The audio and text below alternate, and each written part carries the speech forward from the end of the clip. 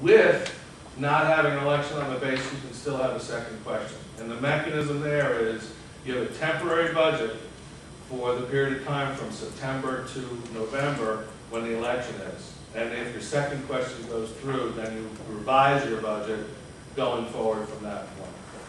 Okay, but you don't have to have an election. Even if you have a second question, you do not have an election on the piece below 2%. Okay, that's key. That's a good thing the way it happened out. Budget submission requirements, these are all the things that you have to put in. If you're a superintendent, my advice to you is be familiar with the list, but you don't do the list. You make sure the list gets done.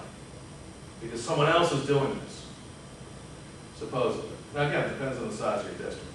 If you're in smaller districts, you might be doing some of this stuff. And even in my district, you know, I do sit down and look at the curriculum issues. I write that piece of the budget.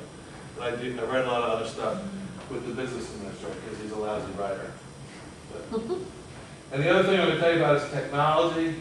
Okay, this is our Riverdale model. We have a one-to-one initiative with our kids at the school. I think that's done a great thing from a learning point of view.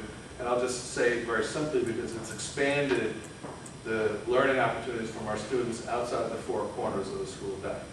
I'm not going to go into whether it's improved our instruction or it's improved student achievement, because again, those are questions which are out there. However, it has changed the model that we are using for instruction because the kids can use the technology any time of the day or night.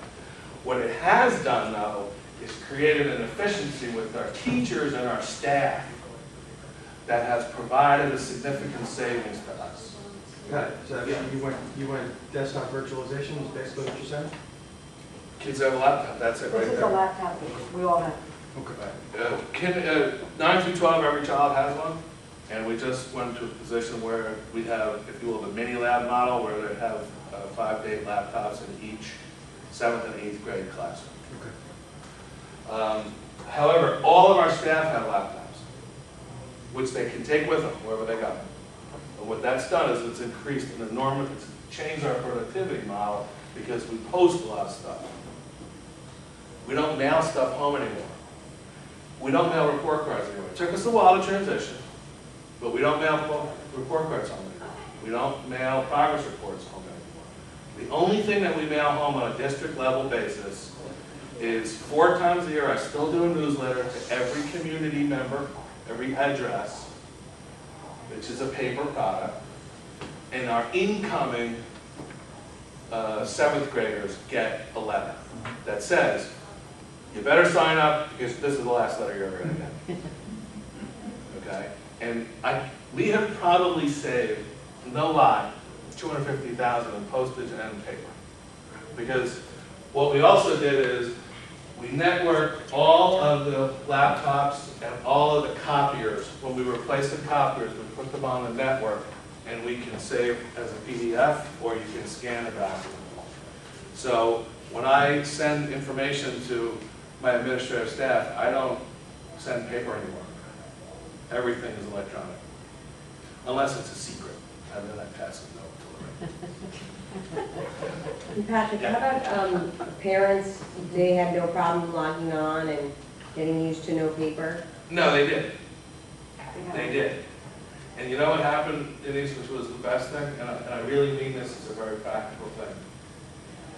When we opened the grade book to the kids and the parents to look at, and that one parent who is not only a helicopter parent, but like a Black Hawk helicopter parent, they are logged in 24/7.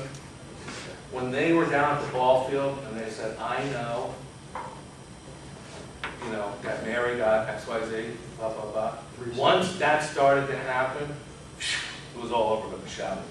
They were all over it, all over. And we have an ability to look and see. So I know how many times a parent logs in, okay? And I know that they're sharing their password with their kids, and I know all that's going on. So we do have an award, and I send an award to the parent that logs in the most. I send them the Black Hawk Helicopter Parent Award. And I send it to them electronically. And it's a picture of the Black Hawk helicopter. You know, so sometimes they laugh over it, sometimes they don't. However, when you are going to do technology, I got to tell you one thing.